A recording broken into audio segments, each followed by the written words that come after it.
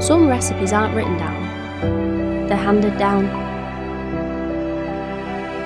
A pinch of this, a handful of that, the way Gran folds the pastry, how Dad always overcooks the potatoes, but we wouldn't have them any other way.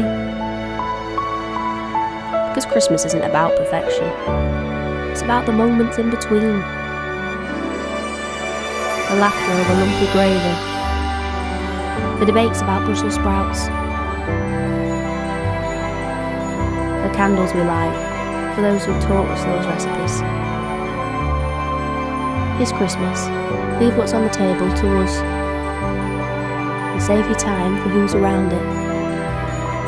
Harpwell and Sons, your recipe for Christmas.